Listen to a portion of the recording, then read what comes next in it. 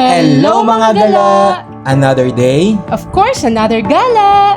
Merong lugar na matagal na namin gustong puntahan at finally nabisita na namin.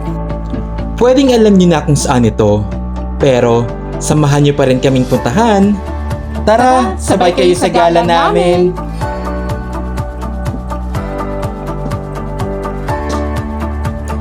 Puntahan muna natin ang Pink Sisters Convent na isang napaka-solemn na lugar. Kung mapapansin ninyo, tahimik ang paligid, kaya tahimik lang din muna kami. And take note, bawal ang camera sa loob ng simbahan kaya hindi kami nakapag-picture or video. Nagdasal na lang kami at pinakinggan lang namin ang mga angelic voices ng Pink Sisters.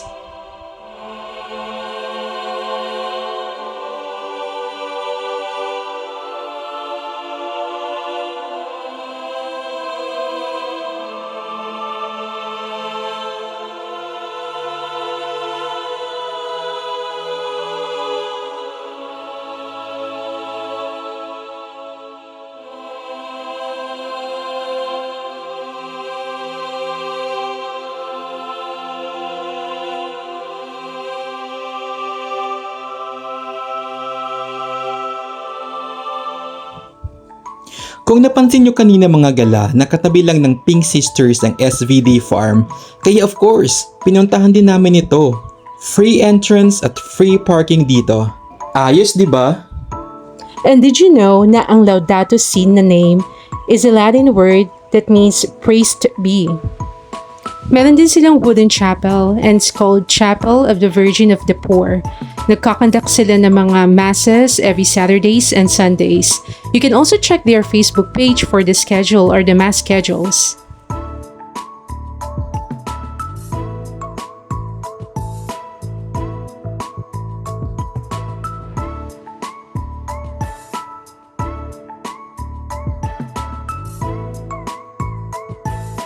So mga kagala, let's start exploring the 6-hectare farm.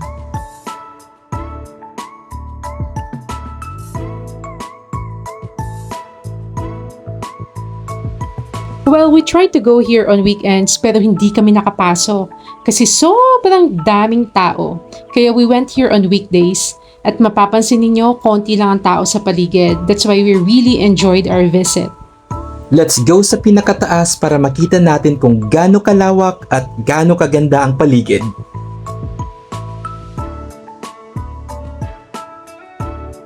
Alam niyo ba mga kagala na nandito din yung dalawa naming kaibigan at sa mga oras na ito, pupuntahan ko muna sila.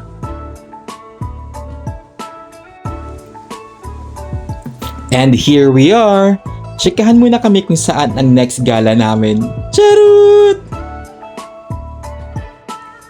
The farm is well maintained. Kung mapapansin nyo, sobrang linis nito. Kaya nakakahiya magtapon ng basura, no?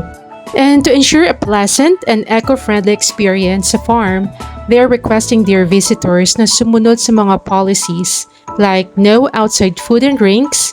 They also want people to practice garbage segregation. And since the farm is a prayer park, gusto nilang panatilihin ang peaceful environment. So eto na nga, nakaramdam na kami ng gutom. Ikaw ba naman ang mamasyal? At lumakad ng lumakad. Marami kayo ditong pwedeng pagpilian na pagkain. Hindi lang namin napakita yung menu price list, but I'm sure marami kayong magugustuhan. They serve rice meals, snacks, merienda, coffees. Meron din sila ditong cafe. Waiting na lang kami sa kasama namin. So ito talaga ang pinaka-highlight na hinihintay namin, ang kumain.